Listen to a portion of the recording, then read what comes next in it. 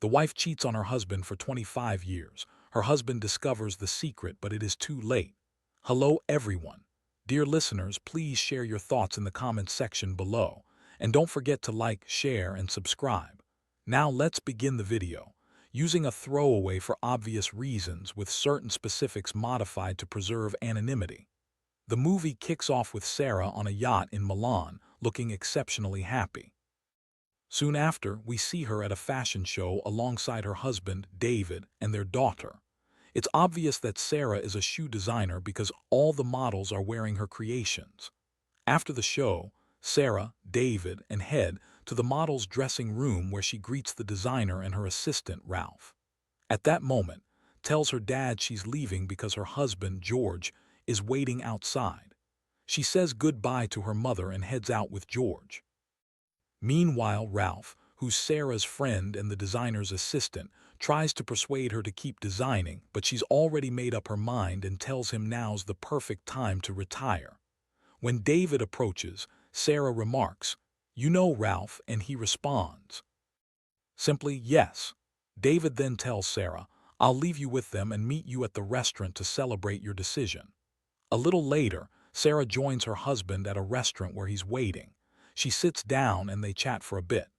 David admits that he loves her shoes but isn't fond of the designer or Ralph. They pick their meals from the menu, and David mentions that the restaurant's seafood, especially the fish, is the best in Milan. We learn that Sarah often travels to Milan to finalize deals with shoe stores.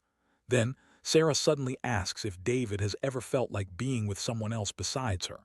He responds, "No, I've shared more than half my life with you and my love for you has never faded. I've never needed anyone else." She warmly replies, "I love you so much, if I didn't, I'd have left you long ago." A few days later, Sarah tells him she's headed to Milan to settle some business matters with clients. She packs her bags and departs. Fast forward 9 months, and we see David clearing out all of Sarah's clothes from the house. At the same time, visits him and finds him collecting her mother's things. He hands her some clothes, saying, "I don't want to see this stuff again." She replies, "We're the same size, but I don't want them."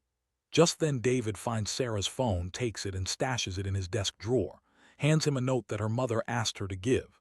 When he opens it, he sees just 2 words like, "That night." A voice message plays on Sarah's phone. David listens and hears a man say, "I miss you so much. I haven't heard your voice in ages and I wish I could see you." David is stunned. He'd never imagined Sarah might have been unfaithful for so long. He leaves Sarah's phone on her laptop and heads upstairs to sleep, but his mind won't rest. He sneaks back to the office and starts scrolling through her photos, which are mostly family memories. Suddenly, he finds a folder labeled Love, but it's password protected. He guesses multiple combinations, but none work. He then notices pictures of Sarah with Ralph from the recent fashion show they attended, clearly very close to each other. Out of nowhere, an email pops up from someone named Ralph, in which Ralph reminds Sarah of their love and urges her to leave everything behind and come to him to rekindle their romance. The next morning, David confronts Ralph at his office asking, "Were you dating Sarah?" Ralph shrugs and responds, "No, but I wished we were closer. You're not the right man for her. I don't even know why she married you."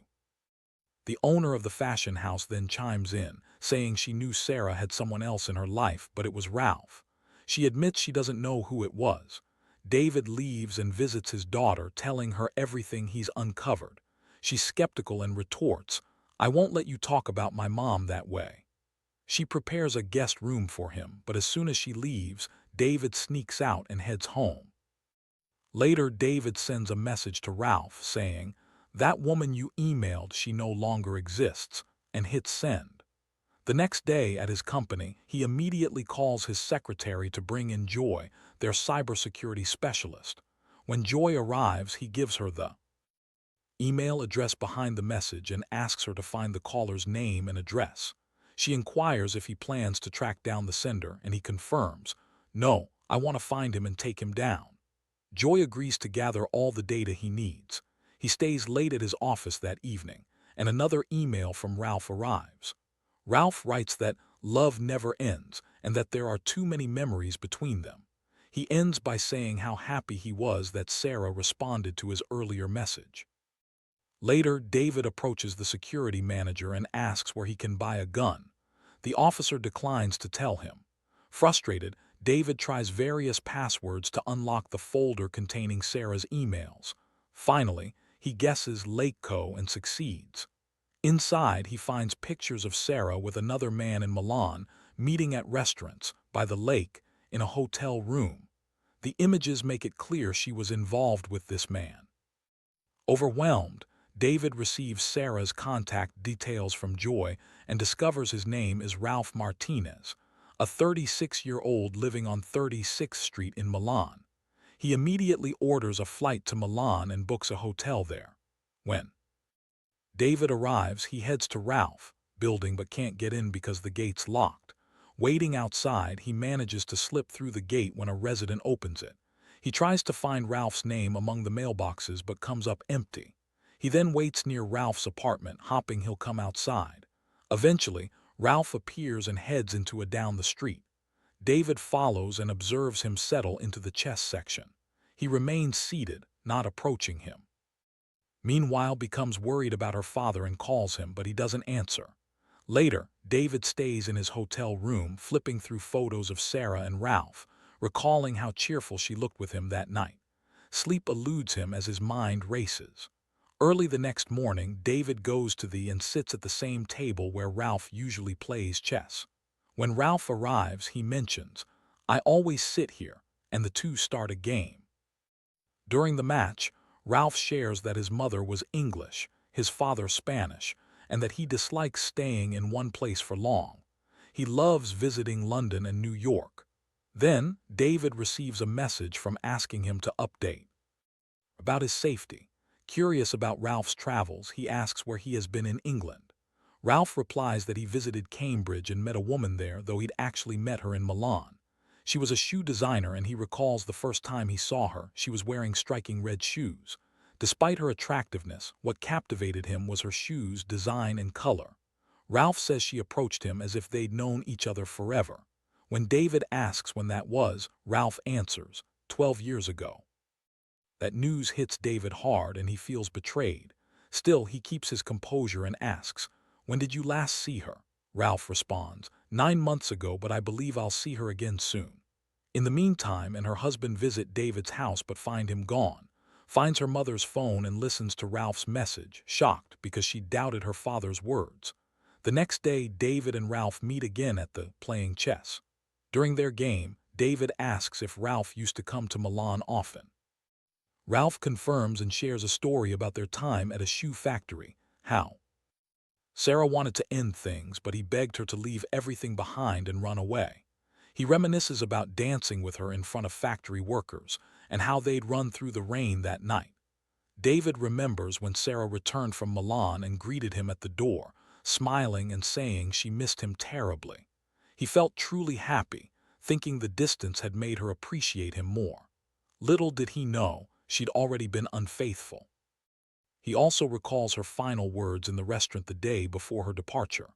The following day, David meets Ralph at a museum and asks if he's ever married. Ralph dismisses the idea, saying, "I don't believe in marriage. Why tie myself down when I can meet other women?" He admits he has a son from an affair, living with his mother, and he knows nothing about him. Ralph then asks Peter if he's married, and Peter says he's been married for 25 years, deeply in love, and with complete trust. Ralph dismisses that, claiming, "It's tough for two people to stay loyal that long." The next day at the Ralph predicts he's going to win their chess game, claiming Peter's trapped. To his surprise, Peter wins in the next move. Just then, Ralph's phone rings. It's Sarah's number. Panicked, Ralph answers and calls her name, then rushes out. Peter follows and realizes it's who's called Ralph, using Sarah's phone.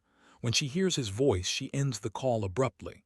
Still, that call sparks hope in Ralph of seeing Sarah again. The next day, visits her father's office to find out where he's gone. Meanwhile, Ralph tells Peter that the call from Sarah was from the shoe designer herself. He says she remains the most beautiful woman he's ever met, and that, after she left him, he understood she was his one true love. Ralph starts recounting their relationship, and Peter loses his temper. Ralph assumes Peter's angry because he lost their chess game and dismisses it, saying, "It's just a game." As Ralph spots one of his creditors entering he quickly leaves, and Peter pays the owed amount to the creditor before following him. Appears to stop him, asking what he's doing there. Peter explains he's been talking to Ralph and shows her photos and emails he responded to, then angrily questions why Sarah involved herself with that man. He rants about feeling inadequate and urges her to forget it all and go back to London. Refuses. The next day, Peter goes to Ralph's building and hears noise from the janitor's closet. He finds Ralph dressed in old clothes, revealing he's just the building's caretaker. Ralph explains he only goes down there to care for a tiny turtle he found at the entrance. Peter notices a hammer nearby, and in a sudden impulse he grabs it, planning to attack Ralph, but Ralph hand-delivers the turtle, asking how cute it is. Peter takes the turtle, then leaves without harm. Back at his hotel, he finds his daughter ready to leave, saying she's returning to London and urging him to forget all this. He refuses and she departs. Later, Peter emails Ralph pretending to be Sarah, telling him they'll meet at an old hotel on Lake this Friday at 8 p.m. Ralph reads the message with joy and calls Peter to arrange dinner. Meanwhile, Peter borrows keys to an apartment in Ralph's building, knowing the owners are away, and visits there before their meeting with Ralph. That evening, Ralph calls him from the stairs, inviting him to his apartment. Peter climbs up, despite knowing it's not Ralph's place. Ralph claims he's going to meet Sarah on Friday and asks to borrow some money. Peter hands him the full amount. Ralph then begins packing and later leaves his hotel to head to the restaurant, but he's shocked when he finds Peter waiting there. Peter then reveals the truth: Sarah died of cancer 9 months earlier. An emotional flashback shows him learning her diagnosis. She refused treatment to avoid disfigurement. In the present, Ralph insists she did the right thing, but Peter explodes, angry about what could have been done to save her. The flashbacks deepen, showing her final days, her love for her home, and her ultimate choice. In a heated moment, Peter asks why she didn't try harder, but she never wrote down her favorite place, only passing the name Lake to her daughter before she passed. Ralph then admits he was involved with Sarah, sharing intimate details of their affair, and claiming she loved him more than David. He thanks David for the money, saying it bought him his suit and a fancy hotel room, but he knows he can never repay him. Disgusted, Peter walks away. Back in the present, all that remains is grief. Sarah's funeral is a quiet affair with Peter and Abigail holding her hands as she passes. They're overwhelmed with sorrow. Later, Peter returns to Cambridge, calls his daughter, and arranges to meet her in London the next day. He flies there and, upon arrival, seeks out Ralph at his usual pub. He invites Ralph to dinner in memory of Sarah, a gathering with friends and her old colleagues. When Abigail shows up, she sees her father introducing Ralph to everyone, saying, "This is my wife's friend. Tonight we honor her memory." Proud of her father, she stands beside him. The last scene shows Peter and his daughter waiting at a train station heading back to Cambridge. He gently tells her, "Ralph's a nobody. He doesn't even deserve our revenge." And the film ends. If you enjoyed the movie, make sure to like this video and subscribe so you'll never miss the latest updates.